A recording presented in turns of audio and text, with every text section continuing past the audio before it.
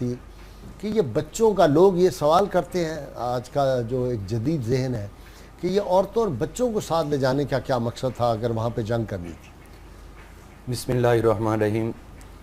आपने जो फरमाया है कि लोगों का तसव्वुर, तो ऐसे लोग असल में वो तसव्वुर करने वाले हैं जो ज़िंदगी में ख़ुद कभी कुर्बानी देना जानते ही नहीं। वाह वाह। जो कुर्बानी देना जानता है वो हर वक्त हर लम्हा अपनी जान, माल, औलाद, जायदाद सब कुछ कुर्बान करने के लिए तैयार है। रसूलुल्लाह की नामूस सल्लल्लाहु अलैहि वसल्लम पे, आपके अहले बैत है, आपकी मोहब्बत पे। ठीक ठीक। तो आपका जो उधर से चलना था मक्का मुकरमा या मदीना मुनव्वरा, दोनों जगहों से, वो काबिल गौर है। उसमें ये बात है कि हज़रत इमाम हुसैन पाक रज़ी अल्लाह अन्हु और आपके ख़ानदान के लिए ये पहला मौका नहीं था राह फ़ी सबीलिल्लाह निकलने का और मैदान जिहाद में जाने का। वो तो पूरी ज़िंदगी उनकी इस तरह गुजर चुकी थी। हम लोगों के लिए ये अचंभे की बात होगी कि वो किस तरह बचे, कैसे, ये सारी चीज़ें हम लोगों के लिए हैं, क्योंकि हम जो है वो जिहाद का असल मफ़हूम और उसकी चाशनी नहीं जानते। और जो उसकी असल लज्जत को जानते हैं उनके लिए ये बातें, अगर इनकी कोई हैसियत होती तो हम लोगों की तरह आप सोच के निकलते और कहते, वसीयतें करके आते, ये करना वो करना, मेरे पीछे ऐसे रहना। लेकिन ऐसा कुछ भी नहीं आपने किया।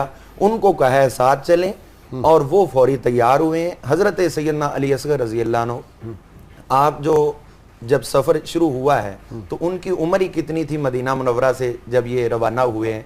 बमुश्किल 20 से 22 दिन की। अच्छा, सिर्फ इतनी उम्र थी उनकी।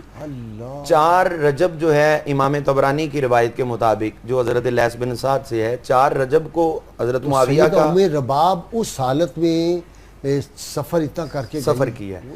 और हज़रत मुआविया जो है उनका विसाल हुआ है 4 रजब को, और इधर खबर पहुंची है तो मदीना मुनव्वरा से आपने कूच फरमा लिया है 28 शाबान को।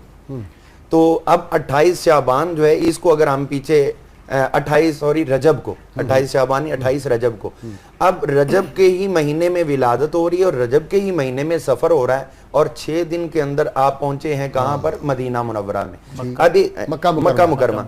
अब इसमें सोचने वाली ये बात है कि एक औरत जिसके हाँ जचगी के अय्याम है, एहतजाज करना तो उसका हक था, वो कहती दूसरों को ले जाओ, मुझे क्यों लेके जा रहे, मेरे तो ये आराम करने के अय्याम है। और शरीयत ने जब नमाजें 40 दिन तक मतरूक कर दी हैं, अपने रोजे जो हैं वो शरीयत ने उठा लिए हैं, तो ये सफर, इसका मतलब है कि शहादत का लुत्फ वो है जो नमाज से भी इंसान को आगे ले जाता है और रोजों से भी आगे